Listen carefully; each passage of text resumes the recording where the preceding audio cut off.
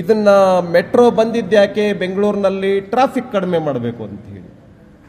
Traffic ಕಡಿಮೆ ಮಾಡಬೇಕು ಅಂತ ಮೆಟ್ರೋ ಬಂದರೆ ಮೆಟ್ರೋ ದರವನ್ನೇ ಇವರು ನಿರಂತರವಾಗಿ ಹೆಚ್ಚಿಗೆ ಮಾಡ್ತಾ ಇದ್ದಾರೆ. ಬಸ್ ದರವನ್ನೇ ಹೆಚ್ಚಿಗೆ ಮಾಡ್ತಾ ಇದ್ದಾರೆ.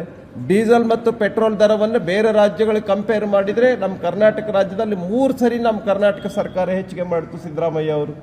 3 ಸಾರಿ. ಪರಿಣಾಮವಾಗಿ ಆಟೋ ದರ ಹೆಚ್ಚಾಯಿತು.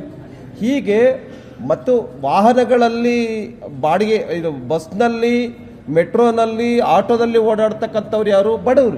ಬಡವರ ಮೇಲೆ ಈ ರೀತಿ ಒಂದಾದ ನಂತರ ಒಂದು ರೀತಿ ಬರೆ ಹಾಕ್ತಕ್ಕಂಥದ್ದು ಸರಿಯಲ್ಲ ಸಿದ್ದರಾಮಯ್ಯ ಅವ್ರು ಮಾಡ್ತಕ್ಕಂಥದ್ದು ಅಂಥೇಳಿ ನಾನು ಈ ಸಂದರ್ಭದಲ್ಲಿ ಹೇಳ್ತಾ, ಈ ರೀತಿ ಸಾರಿಗೆ ದರವನ್ನು ಏನು ಹೆಚ್ಚಿಗೆ ಮಾಡ್ತಾ ಇದ್ದೀರಿ, ಮೆಟ್ರೋ ದರ ಇರ್ಬೋದು, ಬಸ್ ದರ ಇರ್ಬೋದು, ಈಗ ಡೀಸೆಲ್ ಪೆಟ್ರೋಲ್ ದರವನ್ನು ಹೆಚ್ಚಿಗೆ ಮಾಡಿದ್ರಿಂದ ಆಟೋ ದರನೂ ಹೆಚ್ಚಾಗಿದೆ. ಇದರಿಂದ ಬಡವರ ಮೇಲೆ ಒಂದು ನಿರಂತರವಾಗಿರ್ತಕ್ಕಂಥ ಪ್ರಹಾರ ಆಗ್ತಾ ಇದೆ. ಆದ್ದರಿಂದ ಕೂಡಲೇ ಮೆಟ್ರೋ ದರವನ್ನು ಏನು ಹೆಚ್ಚಿಗೆ ಮಾಡಿದ್ದೀರಿ ವಾಪಸ್ ಪಡಿಬೇಕು ಅಂತೇಳಿ ನಾನು ಮಾನ್ಯ ಸಿದ್ದರಾಮಯ್ಯ ಅವರಲ್ಲಿ ವಿನಂತಿಯನ್ನು ಮಾಡ್ತೇನೆ.